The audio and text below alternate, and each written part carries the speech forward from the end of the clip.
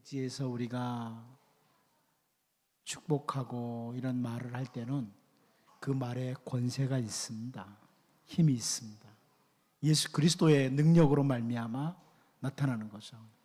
우리 옆 사람 한번 우리 주 예수 그리스도의 이름으로 축복하도록 하겠습니다.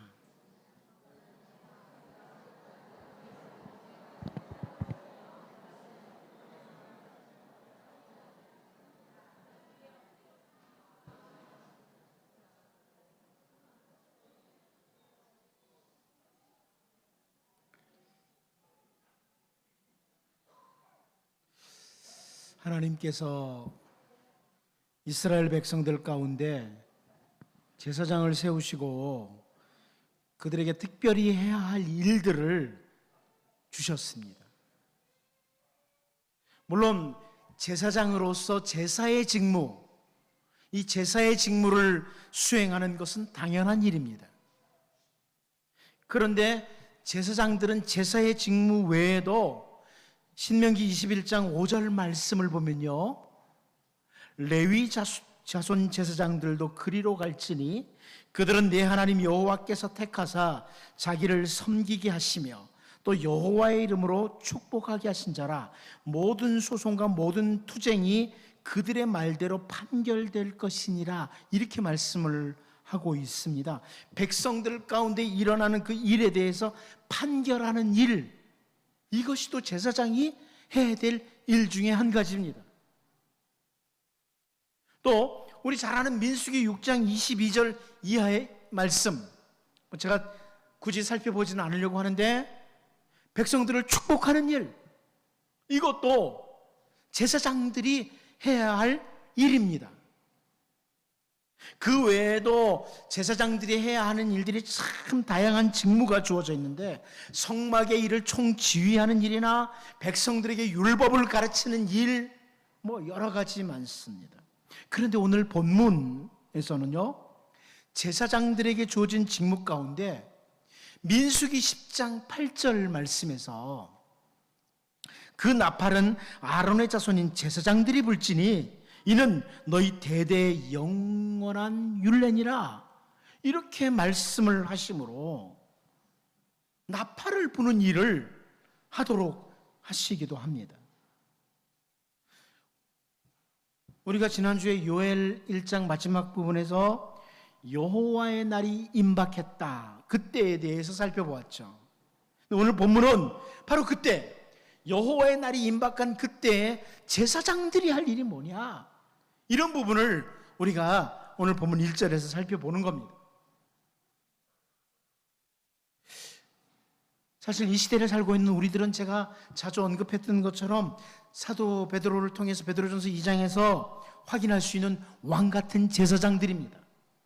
여러분, 우리는 왕같은 제사장들이에요.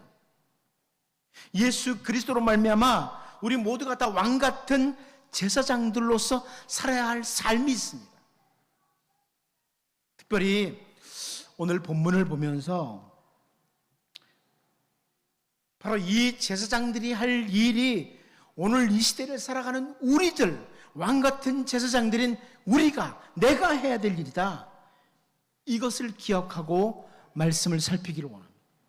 단지 요아스 시대에, 선지자 요엘 때에, 그때의 제사장들에게만 선포되는 말씀이 아니라 오늘 이 시대에 하나님이 왕같은 제사장인 나에게 기대하는 것, 하나님이 지금 나에게 기대하는 것, 이 시대를 살고 있는 나에게 기대하고 있는 것이다, 이런 자세를 가지고 본문을 살펴보자는 겁니다.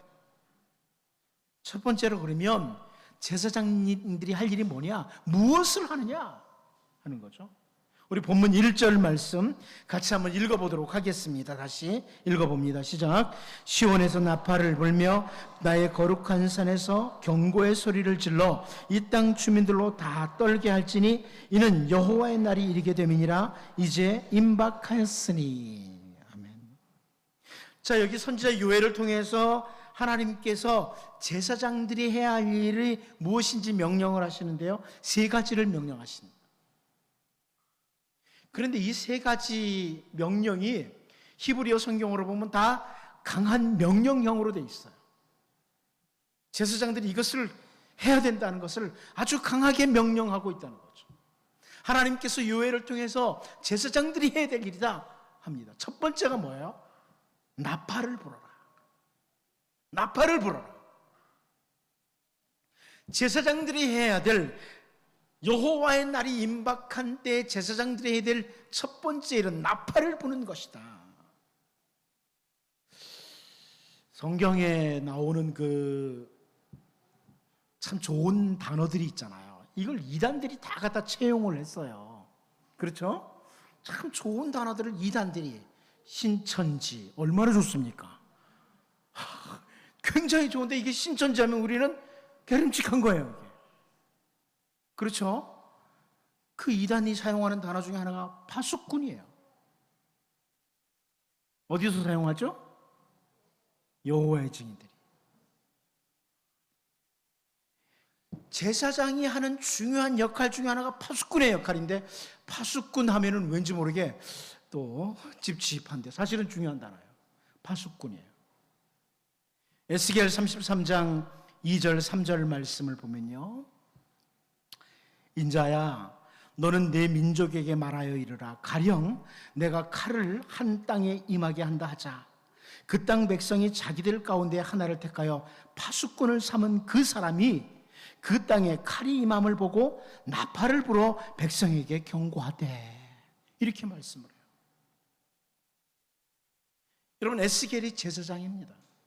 에스겔도 제사장 가문 출신이에요. 그런데 하나님께서 에스겔에게 나팔을 불라고 하는 거죠. 파수꾼으로서 나팔을 불어라.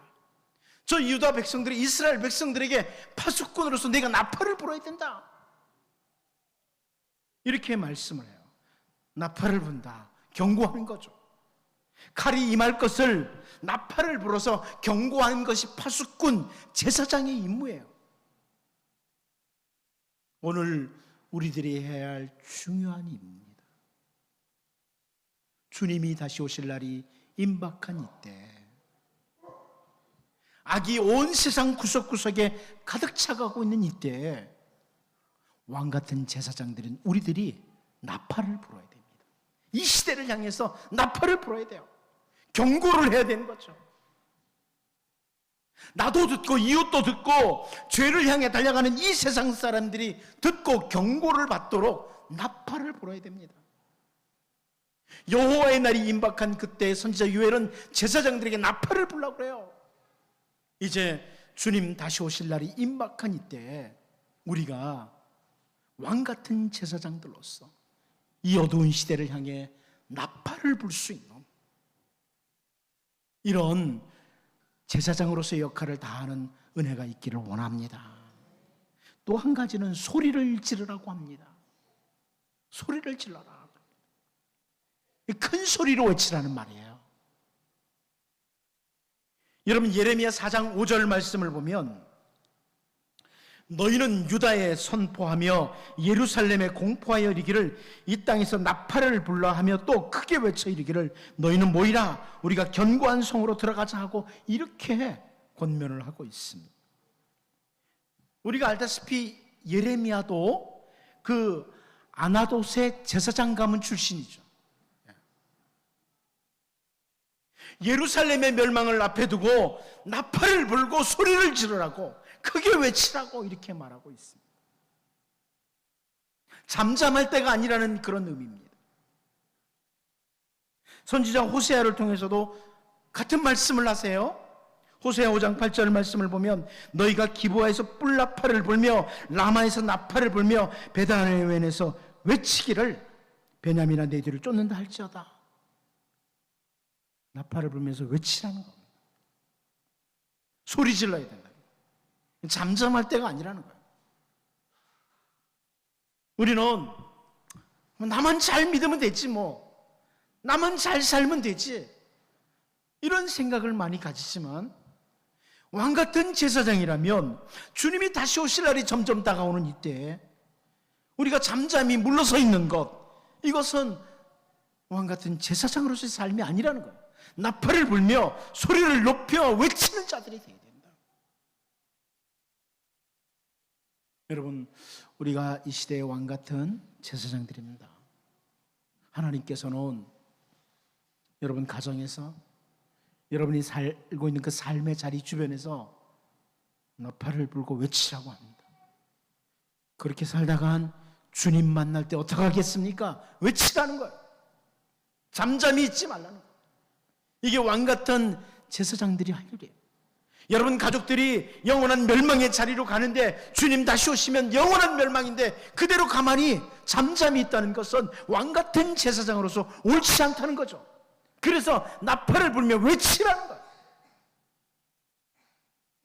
우리에게 주어진 삶의 자리에서 소리를 지를 수 있는, 진리의 소리를 높일 수 있는 이런 왕 같은 제사장들로 우리가 다짐하고 살 수 있기를 원합니다. 한 가지 더는요, 이 땅 주민으로 떨게 하라 이렇게 말씀합니다. 제사장은 주님의 날이 다가옴을 알고 백성들로 하여금 떨도록 해야 될 사명이 있다는 겁니다. 떨도록 해야 된다. 이사야 66장 2절 말씀을 보면 나 여호와가 말하노라 내 손이 이 모든 것을 지었으므로 그들이 생겼느니라. 무릇 마음이 가난하고 심령에 통회하며 내 말을 듣고 떠는 자 그 사람은 내가 돌보려니와 이렇게 말씀하죠. 이게 무슨 말씀이에요? 주님의 말씀을 듣고 떠는 자들은 소망이 있다는 겁니다. 주님의 말씀을 듣고 떠는 사람들은 소망이 있는 거예요. 그러므로 제사장들은 나팔을 불고 큰 소리를 외치고 이 땅 백성들로 하여금 떨도록 만들어야 된다는 거예요. 선지자 예레미야 때 거짓 선지자들과 제사장들이 평강만을 선포했습니다. 예레미야 6장 13절 14절 말씀을 보면 그들이 내 백성의 상처를 가볍게 여기면서 말하기를 평강하다 평강하다 하나 평강이 없도다. 저는 사실 이 예레미야를 통한 이 말씀을 볼 때마다 이 시대를 봐요. 이 시대를 봐요. 죄의 길로 달려가는데 복이 있을 거라. 남의 돈을 사기쳐가지고 헌금을 했는데 복 받을 거라고. 이게 예레미야 시대하고 뭐가 다르냐는 겁니다. 시대가 그렇게 흘러가요. 주님을 놓치고 진리를 놓친 세상에 평화가 있을 수 없죠. 주님이 없는데 진리가 없는데 어떻게 평화가 있습니까? 그런데 백성들이 평강을 외치는 소리를 듣기를 좋아하니까 평강이 있다, 은혜다, 복이다 이런 소리만 외치는 겁니다.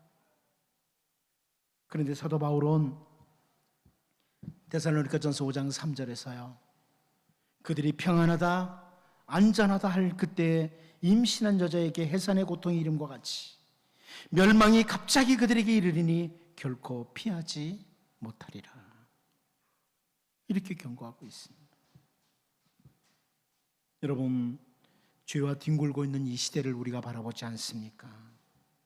주 예수님을 놓치고 다른 것들로 대체되는 이 시대, 우리가 이 시대를 살고 있는 왕 같은 제사장들로서 우리 주님이 다시 오심을 기억하고 나팔을 불고 큰 소리로 외치고 백성들로 하여금 떨도록 함으로 오히려 소망이 있는 자들로 서도록 하는 이런 직무를 잘 수행하면서 살 수 있기를 원합니다. 두 번째입니다. 첫 번째는 무엇을 해야 되느냐 살펴보고 두 번째는 어디에서 해야 된다고 지금 선지자 요엘이 언급하고 있느냐. 우리 다시 1절을 보면서 어딘지 보셔야 됩니다. 1절을 같이 봅니다. 시작. 시온에서 나팔을 불며 나의 거룩한 산에서 경고의 소리를 질러 이 땅 주민들로 다 떨게 할지니 이는 여호와의 날이 이르게 됨이니라 이제 임박하였으니. 아멘. 자, 여기 선지자 요엘을 통해서 제사장들에게 나팔을 불고 경고의 소리를 지르고 주민들로 하여금 떨도록 하는 장소 어디죠? 시온에서, 또 나의 거룩한 산에서. 이 표현은 사실 같은 장소를 가리키는 거예요. 하나님의 임재를 상징하는 성전이 세워진 곳이요, 하나님의 법궤를 모시고 있는 곳, 이것을 말하는 거예요. 다른 표현으로 하나님의 이름을 두신 곳, 그 눈이 항상 향하겠다고 하신 곳, 그 약속하신 그곳이에요. 시온에서, 나의 거룩한 산에서. 여러분, 시온에서 나의 거룩한 산에서라는 이 표현이 선지자 요엘이 단지 그곳이 좀 높은 곳이니까 높은 장소에서 많은 백성들이 듣도록 해라, 그래서 시온에서 나의 거룩한 산에서 이렇게 묘사하는 게 아닙니다. 오히려 이 시온에서 나의 거룩한 산에서라는 이 표현은요, 여호와의 날의 심판은 단지 몇몇 선지자들이 외치는 그런 정도의 메시지가 아니라, 이 메시지는 하나님, 여호와 하나님께로부터 임하는 명령이다, 이것을 보여주는. 동시에 또 한 가지 무엇을 보여주느냐, 백성들의 회개가 여호와의 전에서부터 시작되기를 바라시는 거예요. 이것은 하나님의 명령이고, 동시에 백성들의 회개가 하나님의 집에서부터, 오늘 우리로 말하면 누구예요? 나에게서부터. 다니엘서 9장 20절 말씀을 보면, 내가 이같이 말하여 기도하며 내 죄와 내 백성 이스라엘의 죄를 자복하고 내 하나님의 거룩한 산을 위하여 내 하나님 여호와 앞에 간구할 때, 이렇게 표현하고 있죠. 다니엘은 이미 선지자 예레미야 때 주신 말씀, 예레미야를 통해서 주신 말씀을 깨닫고 회개의 기도를 하고 있는데, 내 죄와 내 백성 이스라엘의 죄를 자복하고, 이렇게 표현하고 있어요. 하나님의 백성, 나부터 회개가 시작돼야 된다, 이것을 보여주는 거죠. 왜 선지자 요엘이 제사장들에게 시온에서 나의 거룩한 산에서 나팔을 불고 큰 소리로 외치고 그 땅 백성들로 하여금 떨도록 하도록 해야 되느냐? 바로 예루살렘에서부터, 하나님의 백성들부터, 나부터 회개하기 시작해야 된다. 여러분, 주님의 날이 임박한 그때 나부터 해요. 나부터. 이 나라 백성들이 온갖 더러움과 죄 가운데 뒹굴고 있기에 단순히 이 나라 백성들의 죄만 지적하고 비판하고 있는 것은 올바른 왕같은 제사장의 모습이 아니에요. 시온에서, 나의 거룩한 산에서 내 죄와 내 백성 이스라엘의 죄를 하나님 앞에 자복하는 거죠. 조국 대한민국 백성들의 죄를 자복하는 거죠. 내 죄와 내 조국 대한민국 백성들의 죄를 자복하는 거예요. 나부터야. 그래서 요엘을 통해서 제사장들이 나팔을 불고 소리를 지르고 백성들로 하여금 떨도록 해라. 어디에서? 시온에서, 나의 거룩한 산에서. 이제 여러분, 나 자신부터 주님의 날이 임박한 이때에 하나님 앞에 죄를 자복하고, 단순히 조국 백성들, 이 나라 정치인을 비롯해서 조국 백성들이 죄의 길에 헤매고 있다고, 혹은 조국 교회가 잘못된 길로 가고 있다고 손가락질하고 비판만 하지 말고, 나부터 내 죄를 회개하고 이 조국 백성들의 죄를 끌어안고 기도하는, 이런 참다운 왕 같은 제사장으로 우리가 살 수 있기를 원합니다. 마지막 한 가지 더 봅니다. 그러면 왜 해야 되느냐는 겁니다. 왜 제사장들이 시온에서, 하나님의 거룩한 산에서 나팔을 불고 큰 소리로 외치고 그 주민들로 하여금 떨도록 하는 일을 해야 되느냐? 왜 해야 되냐? 다시 본문 1절을 보도록 하겠습니다. 다시 봅니다. 시작. 시온에서 나팔을 불며 나의 거룩한 산에서 경고의 소리를 질러 이 땅 주민들로 다 떨게 할지니 이는 여호와의 날이 이르게 됨이니라. 이제 임박하였으니. 1절 뒷부분을 제가 히브리어를 다시 번역을 하죠. 이는 여호와의 날이 왔으니 진실로 임박하였도다. 이제 임박하였으니, 이게 좀 잘못된 번역이에요. 진실로 임박하였도다. 여호와의 날이 진실로 임박했다는 거예요. 이 표현은요, 히브리어 성경을 보면 아주 생동감 있는 표현이에요. 마치 지금 선지자가 여호와의 날이 딱 자기 가슴에 닿아 있는 이걸 느끼도록 하는 그런 표현이에요. 선지자는 이미 여호와의 날을 경험하고 있는 거예요, 지금. 그런 표현이에요. 여러분, 오늘날 세상 사람들이 말세라고 합니다. 믿는 사람들끼리 이야기할 때도 정말 주님은 다시 오셔야만 돼, 이 세상. 이런 말을 해요. 그렇죠? 세상 돌아가는 거 보면서 어떻게 이런 일들이 일어날 수 있어? 주님 정말 오셔야 돼, 이제. 이런 말들을 해요. 그런데 지금은 한탄만 하고 있을 때도, 누군가를 향해 정죄만 하고 있을 때가 아니라 이미 눈앞에 여호와의 날이 왔기에,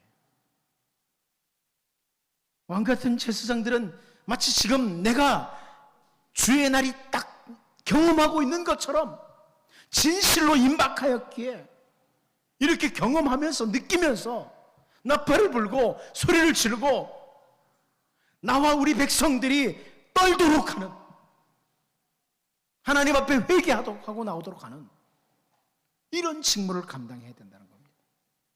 사도 베드로는 베드로전서 4장 7절에서요, 만물의 마지막이 가까웠으니 그러므로 너희는 정신을 차리고 근신하여 기도하라, 이렇게 권면합니다.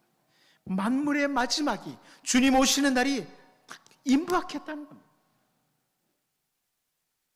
세상에 정말 주님 다시 오실 그날이 임박했으니 정신을 차리고 기도하자는 권면입니다. 여러분, 이제 우리가 이 시대를 살아가는 왕같은 제사장들인데요, 우리가 해야 될, 제사장으로서 해야 될 일은 나팔을 불고 큰 소리로 외치고 이 땅 주민들로 하여금 떨도록 하는 이 일을 해야만 한다. 하나님의 기대라는 거죠. 제사장들인 우리에게. 나 자신부터, 우리 가족부터, 교회부터 하나님 앞에 죄를 자복하고 임박한 주의 날을 바라보면서 해야 할 일들을 수행할 수 있도록, 그냥 잠잠히 멀리만 있을 때가 아니라는 것을 우리도 같이 느끼고 제사장의 직무를 수행하는 이런 은혜가 여러분 우리 모두에게 있기를 원합니다. 같이 한번 기도하겠습니다. 여러분, 이 시대를 바라보면서 무슨 생각을 하십니까? 정말 죄와 함께 뒹굴고 있는 이 시대, 우리 조국의 현실을 바라보지 않습니까? 심지어 교회들도 주 예수 그리스도를 놓치고 다른 것들로 대체되는, 예수님 외에는 길이 없는데 다른 길도 너무 많은 것처럼 살아가는 시대에 우리가 왕같은 제사장입니다. 임박한 여호와의 날을 바라보면서 가슴으로 느끼면서 나팔을 불라고 외치라고, 주민들로 하여금 떨도록 하라고 그랬던 선지자 요엘의 메시지를 보면서 우리 한번, 하나님, 이 시대에 내가 살아야 될 삶, 하나님 아버지께서 나에게 왕같은 제사장이라고 기대하고 계시는데 그 기대에 맞게 살아가는 왕같은 제사장으로서의 삶을 살게 해달라고 성령님 순간순간 나를 붙들어 주시고 선지자 요엘을 통해 주신 말씀처럼 그렇게 살게 해달라고 한번 잠시 기도하도록 하겠습니다. 하나님 우리 아버지, 그렇습니다. 하나님의 이 어두운